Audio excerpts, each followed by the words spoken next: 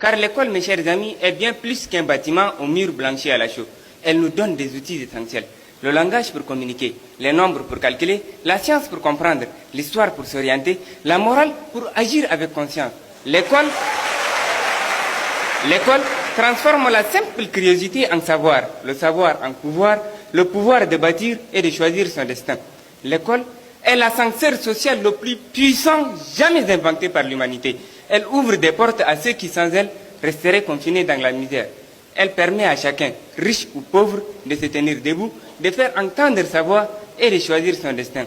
L'école est la seule institution qui ose dire au fils du paysan: ta naissance ne détermine pas ton devenir et que ton destin est entre tes mains. C'est elle qui élève les enfants des champs vers les villes, les enfants des foyers modestes vers les plus hautes responsabilités. C'est elle qui permet au fils d'un paysan de devenir médecin, au fils d'un vendeur ambulant de devenir ministre. Et dans un contexte plus chadien, l'école vous fera passer des bédouins au président.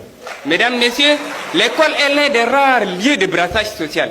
C'est dans la cour de récréation qu'on découvre la tolérance et la gestion des conflits.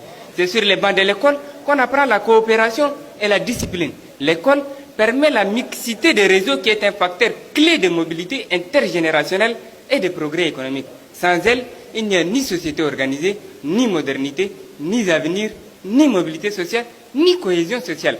Elle est le seul cadre universel qui structure la vie individuelle et collective et qui prépare les générations présentes et futures à affronter la vie. Et je vous mets au défi de nous citer une autre institution qui pourra le faire. Elle prépare non seulement à la vie d'un individu, mais à la survie d'une nation. Regardez autour de vous les routes que nous empruntons, les hôpitaux qui nous soignent, les ponts qui nous relient, les réseaux qui nous connectent, les avions qui nous transportent. Tout cela est le fruit d'esprits formés, polis, aiguisés sur les bancs de l'école. De plus, chers contradicteurs, se préparer à la vie, ce n'est pas simplement apprendre à gagner sa vie, c'est aussi apprendre à la comprendre, à la partager et à la protéger.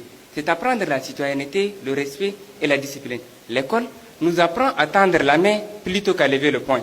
C'est là qu'on découvre que la liberté s'appelle aussi discipline, que le moi s'élargit à un nous.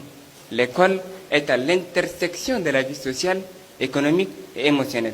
Et enfin, permettez-moi de convoquer une voix africaine, celle de l'historien Joseph Kizerbo, qui écrivait « L'être humain doit son humanité entière à l'éducation.